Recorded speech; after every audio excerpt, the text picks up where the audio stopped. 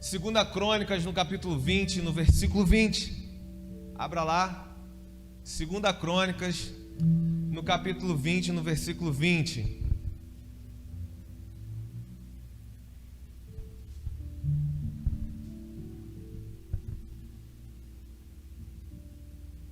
Quantos acharam aí? Amém?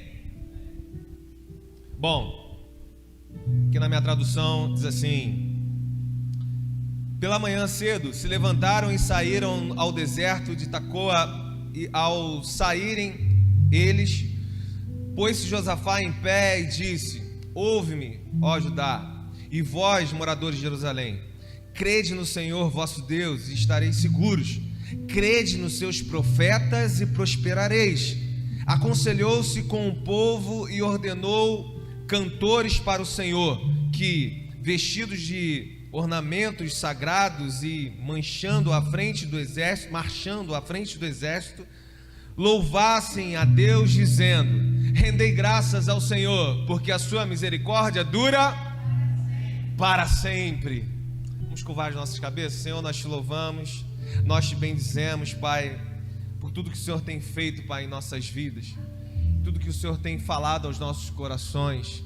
Nós te damos graças, Pai, por mais essa noite na sua presença, por mais essa noite que o Senhor tem muito e muito para liberar dos céus para o meu coração, para os nossos corações aqui, Pai.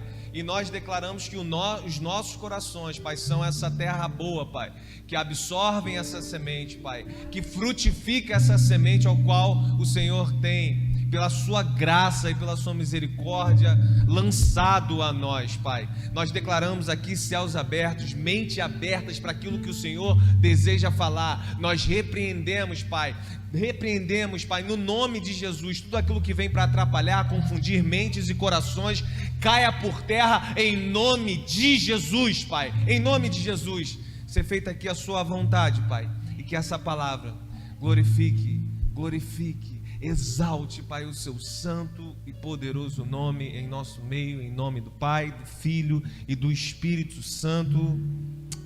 Amém. Meus irmãos, uma palavra muito conhecida quando a gente fala dessa graça do Senhor e a sua misericórdia que dura para sempre, amém? É um versículo bastante conhecido, e eu tenho como título dessa mensagem o Vale da Bênção. E você vai entender nessa história porque que o título dessa mensagem é o Vale da Bênção. Quantas vezes eu cheguei em reuniões como essa, talvez você também, e entrei na porta da igreja, num culto como esse, sem forças para reagir. Os irmãos adorando e levantando as suas mãos, e eu sequer com forças para levantar as minhas mãos e render graças, como está escrito aqui. Quantas foram as vezes que eu tive medo das batalhas que estavam por vir na minha vida, ou que estava enfrentando naquele momento, e que eu fiquei sem reação diante dessas batalhas, além de sem forças para dizer Ele é bom, sem forças para levantar as mãos, sem reação também diante dos confrontos, diante das batalhas, diante das lutas sofridas. E para a gente entender um pouquinho melhor o contexto desse versículo que é muito conhecido aqui, irmãos, a gente tem que voltar só uma folhinha aí, porque a gente vai falar sobre essa vitória de Josafá sobre Moabe, sobre Amon. Moabe e Amon são filhos, a descendência de Ló, filhos de Ló com a filha dele mesmo, e eles estão vindo contra eles. Logo no primeiro versículo aí, ele vai dizer assim: depois disso, os filhos de Moabe, filhos de Amon, com alguns maonitas, vieram a peleja, e aí algumas traduções está aí, em guerra contra Josafá. Irmãos, era um exército muito grande, eram muitas pessoas, não tinha como para Josafá. Quantas vezes essas guerras que eu falei no início é exatamente o tipo de guerra que nós entramos num ambiente desse. Guerras que a gente olha assim e fala assim, mas essa não tem como. É muito forte sobre mim. É exatamente o que esse rei está vivendo aqui no versículo 1, quando ele fala depois disso. Depois o quê? Depois da morte de Acabe, depois da aliança que ele não deveria ter feito com Acabe. Amém? Depois do profeta Jeru repreender o rei Josafá.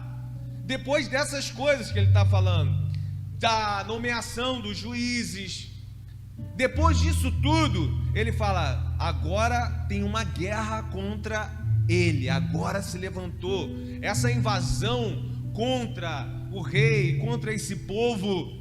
Provavelmente foi permitido pelo Senhor devido a essa aliança anterior aí com Acabe, de Josafá com Acabe, como foi dito no texto antes. Irmão, e diante dessa guerra aqui, diante do que ele teria que enfrentar, no versículo 3 vai falar assim, e mesmo ele sendo rei, tá? Mesmo ele sendo rei, já passado por guerras, já tem enfrentado situações assim, o versículo 3 começa falando assim, então Josafá teve medo, ou em algumas traduções aí se amedrontou. Guerra que às vezes a gente está acostumado a enfrentar, mas que diante daquela ali, a gente tem um medo no coração. E aqui vai dizer, ele teve medo, e esse não é o espírito do temor do qual Paulo falou para nós, mas sim um tipo de temor que deve nos empurrar, nos levar para Deus. Um temor que nos leva a novamente nos colocarmos debaixo do lugar seguro das asas do Senhor, nos colocarmos de novo na destra daquele que tudo pode. Esse tipo de medo.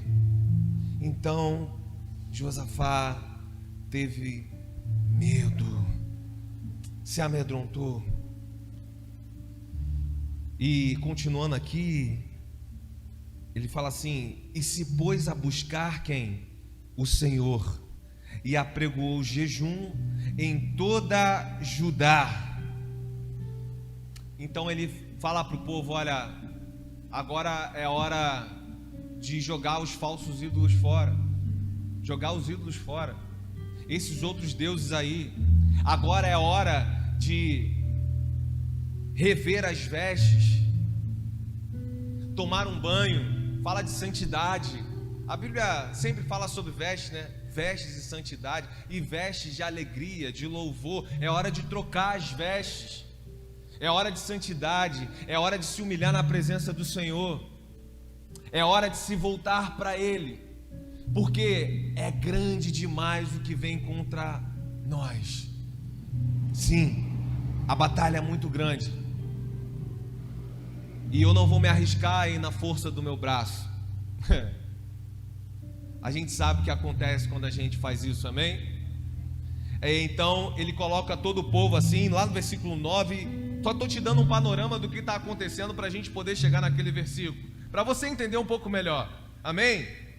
Se algum mal, versículo 9, nos sobrevier, a espada, castigo, peste ou fome, nós nos apresentaremos diante desta casa e diante de ti, pois teu nome estará nesta casa, e claramente a ti a nossa angústia, e tu ouvirás e livrarás. Agora, pois, eis que os filhos de Amon, de Moabe, e os montes de Seir, cujas terras não permitiste a Israel invadir, quando vinham à terra do Egito, mas dele desviaram e não os destruíram. Eis que nos dão pago, vinda lançar-nos fora da tua possessão, que nos destes em herança. Ah, nosso Deus, caso não executarás tu teu julgamento contra eles, porque em nós não há força para resistirmos. Irmão, tem hora que o problema é maior do que aquele que a gente sabe que a gente pode enfrentar. Amém ou não amém? Tem hora que é assim, que acontece esse tipo de guerra aqui, que a guerra é maior do que aquilo que nós podemos enfrentar, as nossas forças acabam. Tem problema que é maior do que aquilo que nós podemos resolver.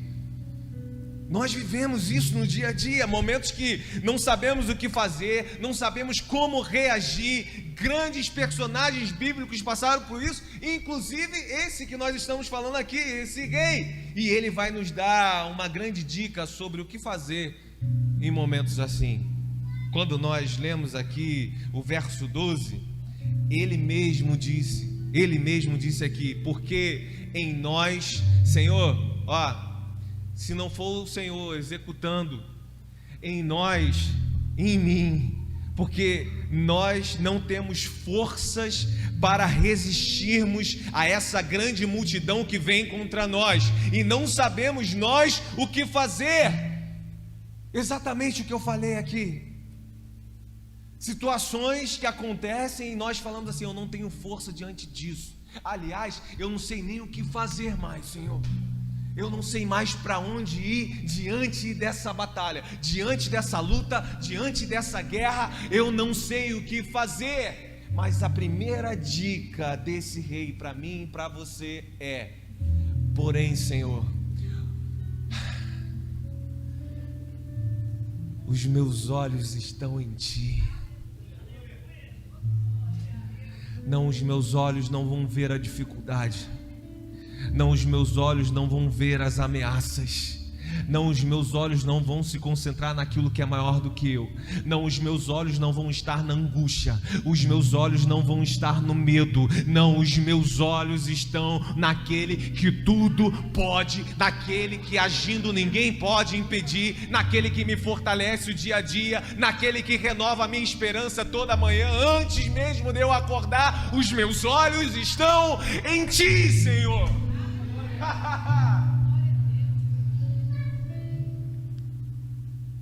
Diante de tanta luta acontecendo, é difícil, irmão, eu sei. É difícil nós não olharmos, até mesmo para nos defendermos, e confiarmos totalmente, olhando para quem nós nunca deveríamos ter deixado o foco do nosso olhar. Esse é o momento que nós falamos para nós mesmos o quanto nós confiamos no nosso Senhor. O quanto nós confiamos no nosso Senhor, irmão, é no meio de batalhas assim. É assim. No meio de batalhas fortes, olhamos para Ele. Porque é Ele, é a tua vara, é o teu cajado que me consolam. É Ele que me sustenta. Uma primeira dica que Ele vai nos dar diante de situações extremas, diante de situações adversas, da pior guerra que nós sabemos, como Ele diz aqui: se vier e o Senhor não fizer nada, já era mesmo, não tem como mesmo. Mas eu continuo, quando Ele diz: os meus olhos estão em Ti, Ele está falando: eu continuo crendo, eu continuo tendo fé, eu continuo crendo que o Senhor é soberano, eu continuo crendo naquele que é fiel e justo, eu continuo crendo. Isaías 64:4, meu irmão: porque desde a antiguidade não se ouviu um Deus além de Ti, que trabalha em favor daqueles que nele esperam, naqueles que Ele está confiando e que não muda o foco do seu olhar, sabendo do quanto Ele é fiel, mesmo nos dias das piores batalhas, das piores lutas, continuam. No versículo 14, então, o Espírito do Senhor, no meio da congregação, sobre Jaziel. Quem que é Jaziel? Jaziel. Jaziel, ele vai falar aqui, a descendência toda também é de Asaf, e é um dos cantores, dos levitas. Irmão, a palavra não veio sobre o rei, a palavra não veio sobre aquele que estava pregando, a palavra veio sobre o que estava louvando. Fica a dica, hashtag fica a dica para os ministros de louvores. Amém? Veio sobre ele, o que estava cantando, o que estava tangendo, o que compõe canções para o Senhor. Isso fala alguma coisa com vocês, músicos? A palavra que um povo, uma nação inteira estava esperando veio de um músico. Fala alguma coisa para vocês? Veio de Jaziel. Sobre ele, vai dizer, estava o Espírito do Senhor e disse: dai ouvidos, todo Judá, e vós, moradores de Jerusalém, e tu, ó rei Josafá, ao que vos diz o Senhor. Aqui no verso 15 é a resposta de Deus para quem decidiu se posicionar no Senhor. Preste atenção no que eu vou te falar, porque às vezes eu falo essa palavra. Olha aqui para mim, eu sei que você está lendo aí, que você quer ver o final, mas olha aqui para mim em nome de Jesus. A resposta é essa, sim, que está aí. Mas olha, essa é a resposta de Deus para quem se posicionou na vontade dele. Amém? O rei já tinha errado, já tinha entrado em guerra que não era para entrar, teve um livramento, fez aliança com quem não era para fazer, mas a partir de um momento, agora numa outra guerra acontecendo, ele toma um posicionamento no Senhor. Joguem esses deuses fora. Ei, vestes novas, santidade, jejum e oração. Então, o que nós vamos ler no verso 15 é a resposta de Deus diante de batalhas que nós travamos e sofremos assim. Sim, para o povo de Deus, sim, para os filhos de Deus, sim, posicionados no Senhor. É diferente dessas mensagens que tem aí, que a pessoa só quer o glória a Deus e motivar, e a igreja, porque todo mundo gosta de palavra de vitória, irmão.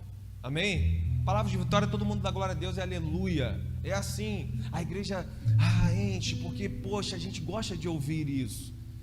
E Deus é fiel para isso, sim. Mas o que Ele está dizendo é sobre um povo que se posiciona na vontade dEle. Entende? Até o amém não sai nessa hora.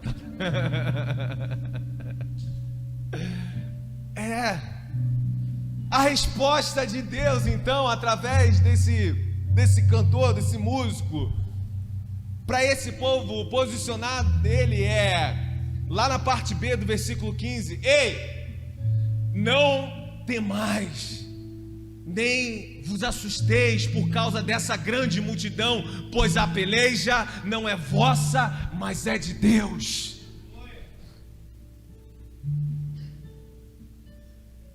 É uma grande guerra, sim, é uma grande batalha, sim, é impossível, sim, mas o que é impossível diante de Deus?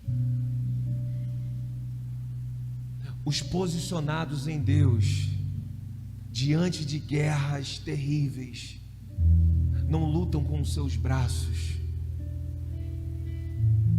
é Deus quem guerreia por eles. Jefferson, é isso? Aqui 16: amanhã descereis contra eles, e este sabe pela ladeira de Ziz, encontrá-lo-los-ei, rapaz, difícil aqui, no fim do vale, de fronte do deserto de Jeruel. Nesse encontro não tereis que pelejar, tomai posição, ficais parados e vede salvamento que o Senhor vos dará, ó Judá e Jerusalém. Às vezes nós lutamos muito, guerreamos muito na força do nosso braço, enquanto na verdade a gente só precisa se posicionar no braço forte do Todo-Poderoso para guerrear as nossas batalhas. Aleluia! Posicionamento. Irmãos, perceba que ele fala: toma uma posição, deixa o Senhor é quem vai te guardar nisso aí. Você reparar, ele fala assim, tem direções que o Senhor está dando. Sobem a ladeira, encontra no vale, tem que ser de frente para o deserto de Jeruel. Vocês perceberam isso? Irmão, o Senhor poderia fazer o que Ele fez sem ter nada disso, amém? Não precisava, Ele é Deus, Ele faz o que Ele quiser. E já que ele vai dar a vitória para o povo, ele podia falar: fica em casa, senta aí, irmão. Não poderia? Mas ele dá algumas direções. O que isso, agora sem eu ministrar aqui, fala para você? O Senhor tem ou não ao longo da vida te dado direções? Te dado direções de posicionamentos nele? Tem falado: vai para lá, fica ali, permanece aqui, faz isso ali. Cumprindo isso, você não precisará se mover. Fique parado e veja o que eu vou fazer.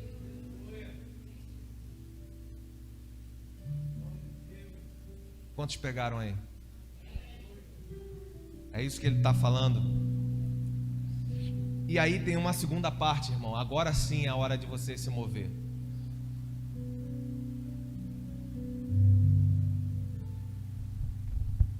Porque ele vai dizer assim, terminando o 17. Quando a gente fala, você não vai ter que pelejar, no início do 17. Fique parado e veja o salvamento que o Senhor vos dará. Ajudai Jerusalém. Na parte B diz assim: não temas, nem se assuste amanhã. Sai-lhes ao encontro, porque o Senhor é convosco. O posicionamento, o arrependimento do povo, a santidade, se voltar para o Senhor, fez com que o Senhor entrasse nessa batalha. Agora, depois que o Senhor entrou nessa batalha, Ele já venceu essa batalha. Ele já venceu. Tem batalha que nós estamos lutando, mas o Senhor já venceu por nós. Nós é que precisamos nos posicionar exatamente no lugar de vencedores. Amém? É isso. Ele já fez isso. Agora, depois disso feito, ele vai dar outra orientação. Ele vai falar: ei, não fique mais com medo disso que te aflige. Não fique mais com medo. Não tome mais posição de medo disso que quer te diminuir, dessa batalha que chegou até você. Levante a sua cabeça. Não fique mais amedrontado. Se levante agora. Ele vai dizer para eles então: não temas e nem se assuste, se assombre mais com isso. É o pior, aconteceu, mas isso te deixou assustado. Agora não se assuste mais, porque eu estou com você. Agora nós vamos enfrentar isso. Agora nós vamos encarar isso. E na força do meu poder, você vai poder vencer isso. É o primeiro passo. E no segundo ele fala assim: só que vai chegar o amanhã. Vai chegar depois do momento que a palavra de Deus está sendo liberada aqui para você, que você vai sair, você vai dormir na sua casa e você vai acordar amanhã. Vai chegar o amanhã. E ele vai dizer assim: nesse amanhã, sai de encontro, porque o Senhor é convosco. Agora sai de encontro a quem? O que ele mais está temendo. O que ele mais estava com medo. E Deus, depois de entrar na batalha, veja bem, irmão, depois de entrar na batalha, Ele vai dizer: se levanta no seu amanhã, levanta desse quarto aí, levanta, ponha-te de pé, sem medo diante disso que você está enfrentando. E outra coisa, você só não vai não ter o medo, você agora é que vai de encontro a Ele.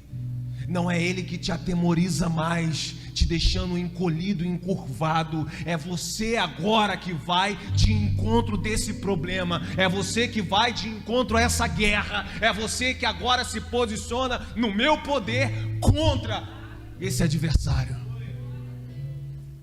Se levante, é o que Ele está dizendo. Levanta, levanta. Levanta amanhã, irmão. Entrega currículo. Faz contato com pessoas. Levanta amanhã, irmão, e dobra o joelho mesmo diante dessa circunstância difícil. Levanta amanhã, irmão, e não deixa as notícias que vão chegando dominar a sua mente a ponto de você se curvar. Meu Deus, mas de novo agora é a gripe, e será que o Covid volta novamente, o meu comércio fecha de novo, e eu vou me encolhendo, eu vou produzindo menos, eu já vou vivendo a falência antes do negócio todo fechar. Isso vai tomando a sua mente antes de que as coisas aconteçam. Ele está falando: ei, levanta, é na força do meu poder. Vai de encontro a isso que está querendo te diminuir, que está querendo te oprimir, está querendo... Meu irmão, levanta. Aleluia. Provérbios 24, versículo 10 diz assim, é muito conhecido, né? Se te mostrares frouxo, na hora da angústia, a tua força vai ser pequena. Deus não está te chamando nessa noite para dizer que você pode, igual um maluco, sair fazendo loucuras, não. Ele está falando que você, posicionado nele, sim, você pode todas as coisas e ele vai estar contigo por onde quer que tu andares. Aliás, é até um versículo a Josué esse, né? No capítulo 1, versículo 9, ao qual ele diz: não fui eu que te ordenei? Quantos lembram disso aí? Coloca aí pra gente, Manu. Josué 1, se eu não me engano é 9, se eu ainda estou bom de Bíblia. Olha aí, ó. Não fui eu que te mandei você ser forte e corajoso, não temas nem te espantes, porque o Senhor teu Deus é contigo por onde quer que você andar. Aleluia! Chega um momento que não é mais a oração do parente, irmão. Nós é que vamos ter que nos levantar e encarar mesmo. E Deus chamou aqui à noite e nesse vídeo para isso. Porque nele Ele está dizendo: você pode sim se levantar e encarar aquilo que está te amedrontando e te oprimindo. Aleluia! Glória a Deus. Irmãos, continuando aqui, a gente vai chegar exatamente... Olha aí como é que são as coisas, né? A gente leu aquele versículo e agora eu tenho certeza que você vai ler totalmente diferente, não é? Totalmente dentro do contexto que está acontecendo, da história que está passando. O que aconteceu para ele falar isso? Talvez você sempre reproduziu esse versículo: as misericórdias do Senhor duram para sempre, e nunca pensou no que estava acontecendo realmente, e nunca viu. Era isso que estava acontecendo. Até eles chegaram a um ponto ali. Então, depois de receber essa palavra, depois de eles se levantarem e irem de encontro ao problema deles, Josafá se prostrou. Quando recebeu essa palavra, prostrou o rosto, e toda Judá e os moradores de Jerusalém também se prostraram perante o Senhor e o adoraram. Fizeram um culto de graça, irmão, sem a vitória ter chegado ainda.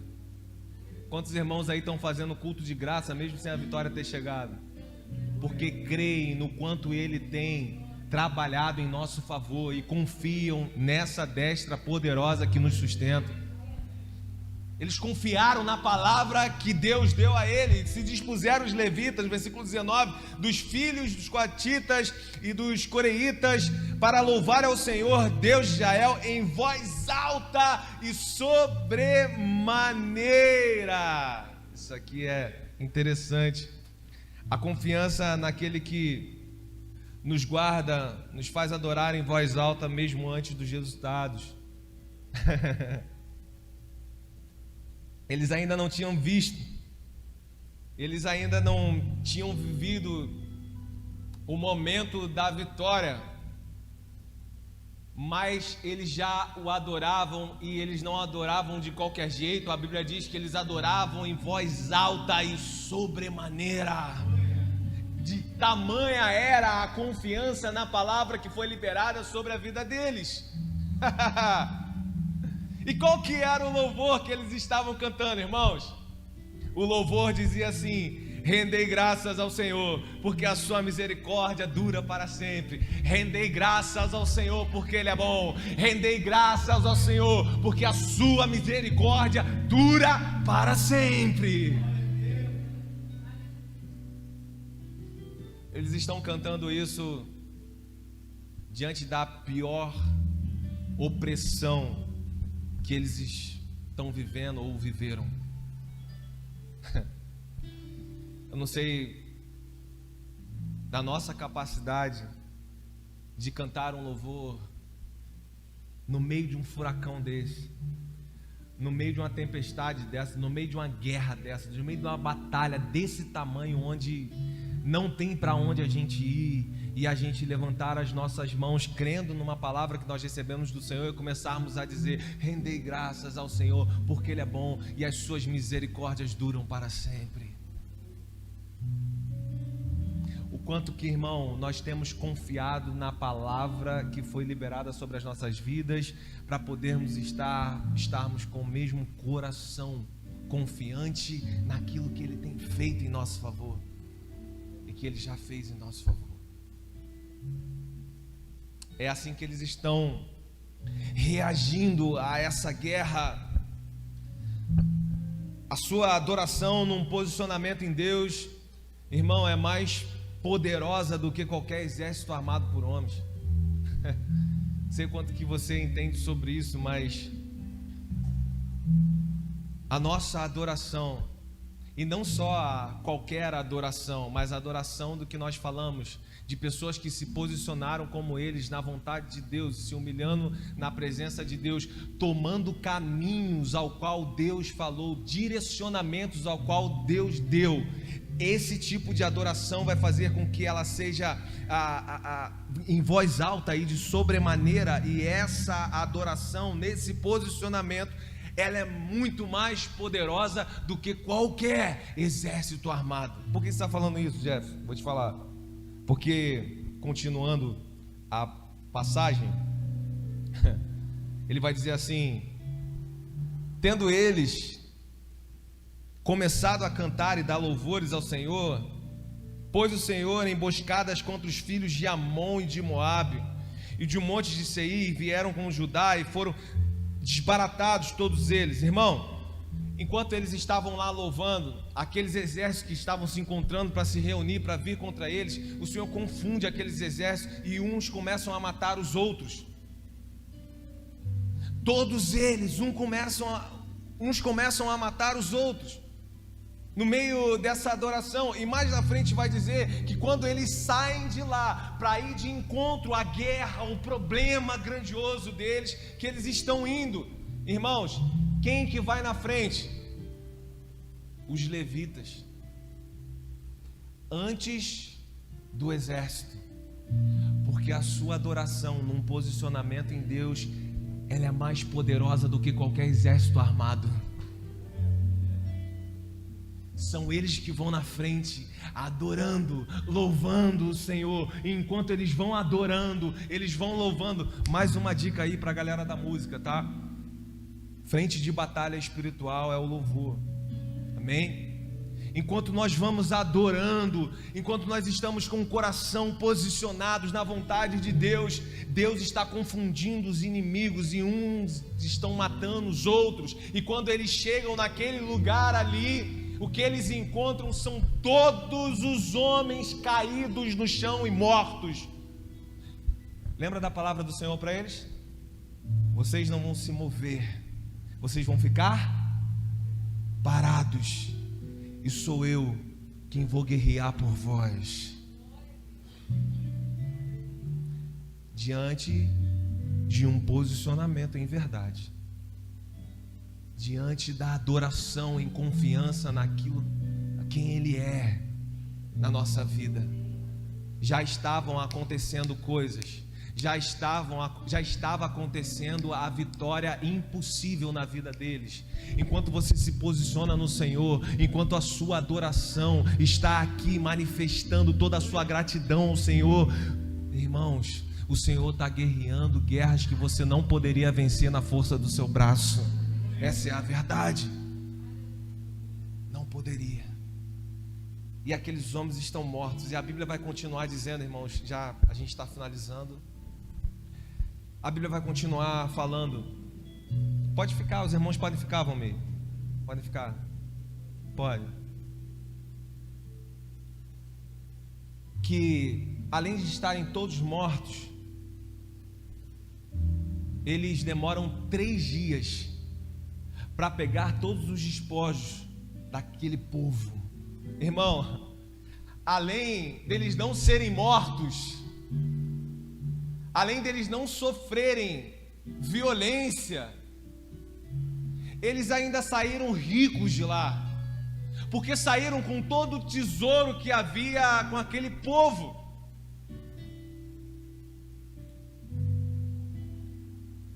No versículo 26 vai dizer assim: ao 4º dia se ajuntaram no vale da bênção. Olha o título da mensagem aí, ó. Agora você está entendendo porque ela chama vale da bênção. Amém? Ao 4º dia se ajuntaram no vale da bênção, onde louvaram o Senhor. Por isso chamaram aquele lugar vale da bênção. Até o dia de hoje, aquele lugar se chama vale da bênção. E eu finalizo dizendo a você: aquele vale, aquele lugar onde eles tinham que ir, era o lugar do medo, era o lugar da angústia, era o lugar do terror. Aquele lugar era o lugar que eles não queriam estar. Aquele lugar era o lugar de morte. Aquele lugar era o lugar onde uma descendência seria perdida. Assim eles viam aquele lugar. Mas quem diria, quando é o Senhor que guerreia as nossas batalhas, até mesmo lugares assim nós podemos olhar e falar: mas agora esse é o lugar da bênção. Esse é o lugar onde eu prosperei. Esse é o lugar onde há felicidade. Esse é o lugar agora em que nós nos alegramos. Esse é o lugar que o povo celebra. Esse é o lugar que tem vida. Esse é o lugar que tem alegria. Esse é o lugar que agora desfrutamos de paz. Esse é o vale da bênção.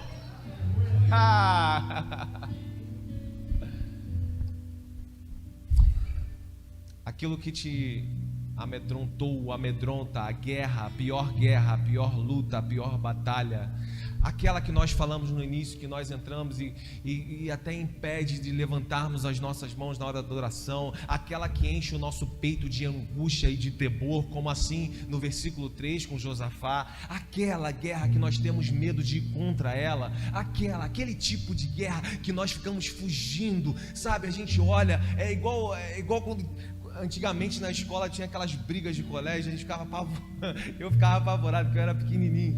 Meu Deus, ele vai me bater, eu tenho que correr, chama a professora.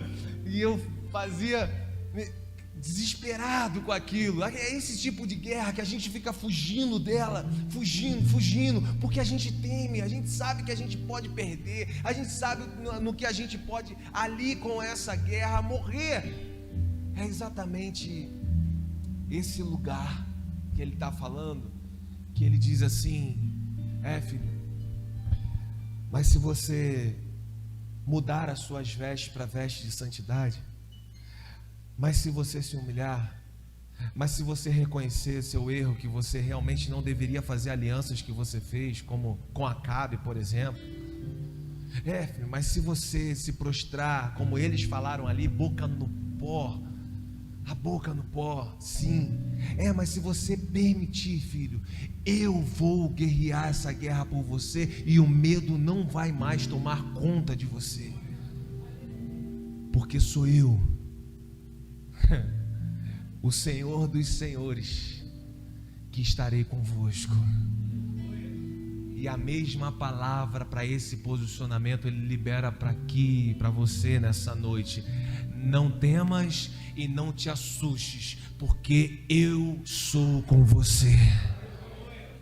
Você pode ficar de pé?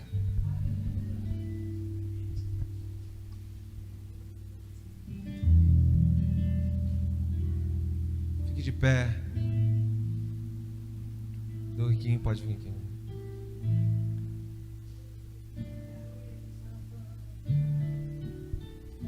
Fique de pé, querido.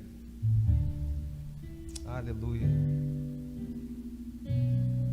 Você crê que também nas nossas guerras tem esse mesmo Deus poderoso com um braço forte, irmão? Você crê que